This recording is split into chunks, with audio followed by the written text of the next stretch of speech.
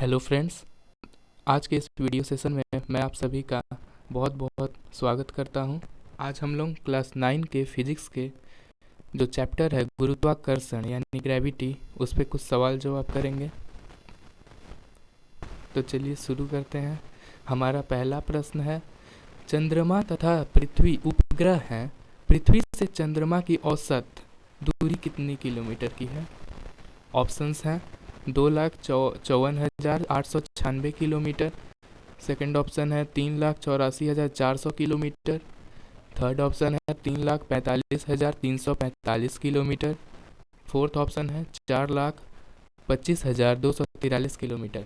तो इसका सही आंसर है 3,84,400 किलोमीटर। बढ़ते हैं अपने अगले प्रश्न की ओर।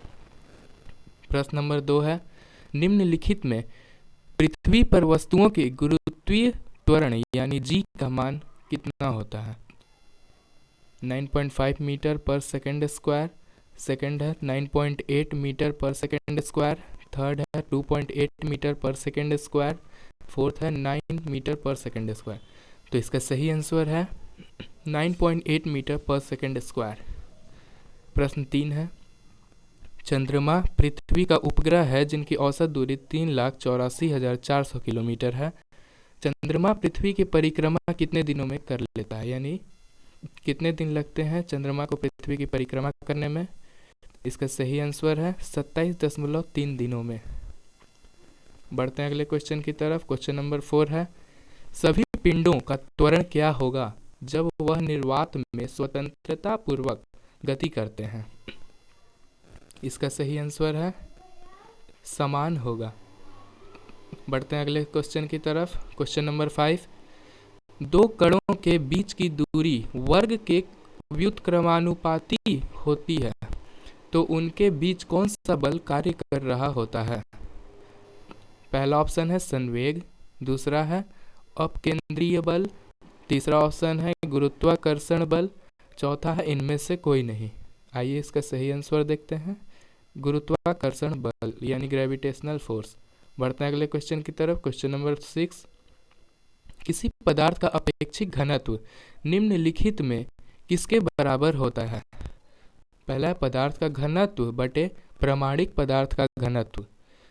ऑप्शन नंबर 2 है जल का घनत्व बटे समुद्री जल का घनत्व। ऑप्शन नंबर 3 है प्रामाणिक पदार्थ का घनत्व बटे पारा का घनत्व। ऑप्शन नंबर 4 है इनमें से सभी। तो इसका सही आंसर देखते हैं, पदार्थ का घनत्व बटे प्रामाणिक पदार्थ का घनत्व। प्रश्न 7, गुरुत्वीय त्वरण का मान पृथ्वी के किस चीज पे निर्भर करता है? विषुवत रेखा पर, अक्षांश रेखा पर, देशांतर रेखा पर, इनमें से कोई नहीं। इसका सही आंसर है अक्षांश रेखा पर। प्रश्न 8, निम्नलिखित विकल्पों में आपकी राय कौन होना चाहिए? पानी के घनत्व से बर्फ का घनत्व कम रहता है या अधिक? इसका सही आंसर है कम, यानी पानी के घनत्व से कम बर्फ का घनत्व रहता है। बढ़ते हैं अगले क्वेश्चन की तरफ। प्रश्न 9, बर्फ का टुकड़ा पानी में तैरते रहता है या प्लवन करते रहता है, इसका क्या कारण है? इसका सही आंसर होगा पानी के घनत्व से कम होता है बर्फ का घनत्व, यानी बर्फ का घनत्व पानी के घनत्व से कम होता है।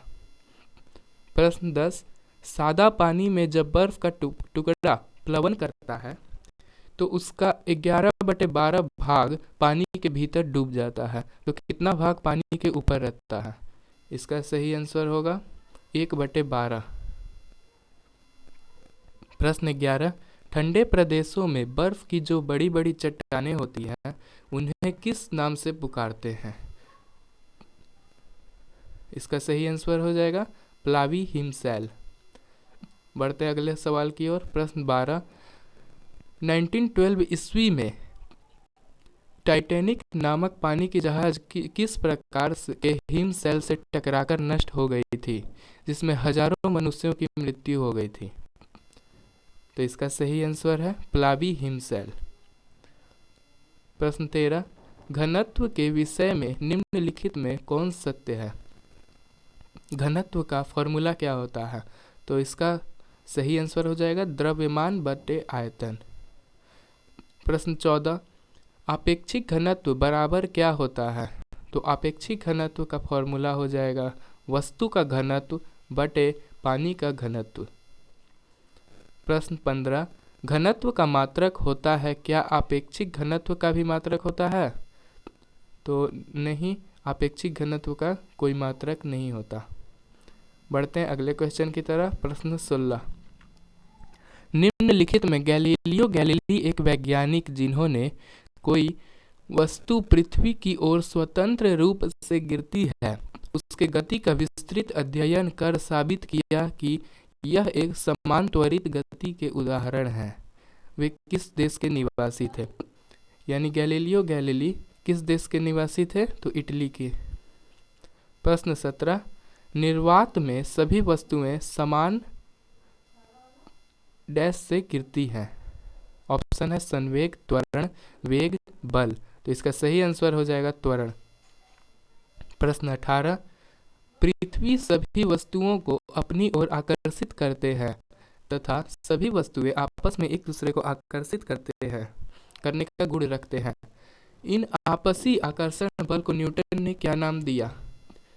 तो इसका सही आंसर हो जाएगा गुरुत्वाकर्षण बल। प्रश्न 19, वह कौन सा बल है जो उस वस्तु के द्रव्यमान के समानुपाती होता है जिस पर वह लगता है? इसका सही आंसर हो जाएगा गुरुत्वीय बल यानी ग्रेविटेशनल फोर्स।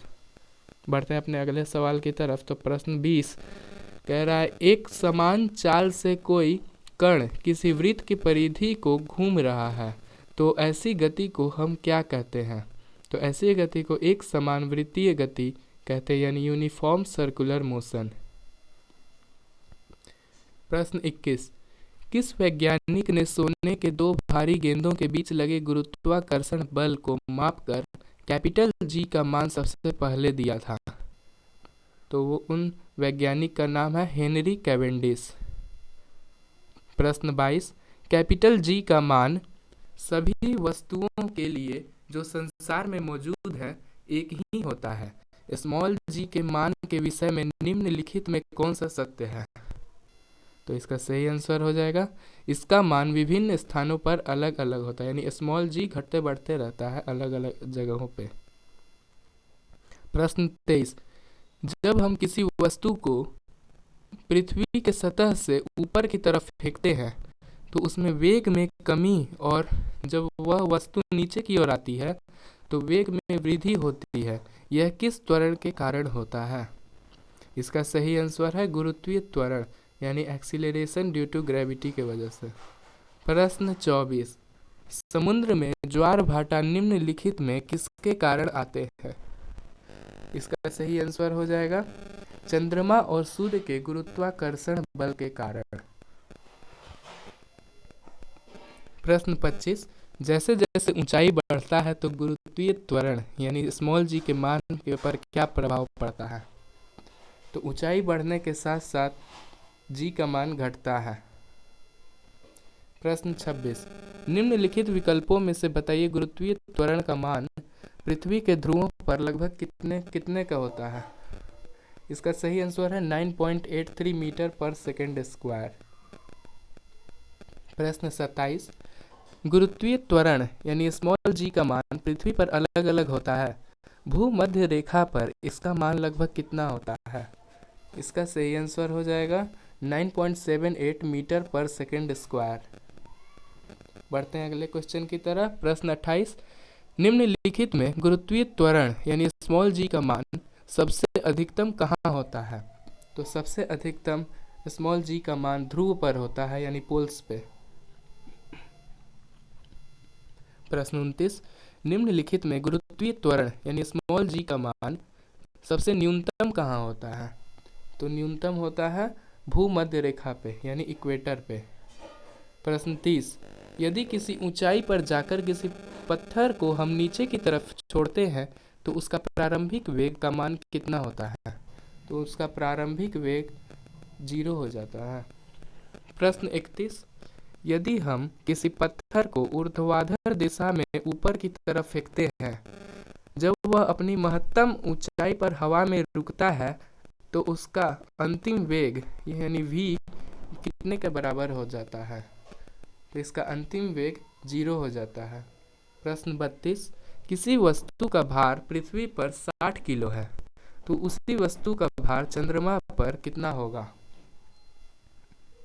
इसका सही आंसर है 10 किलो।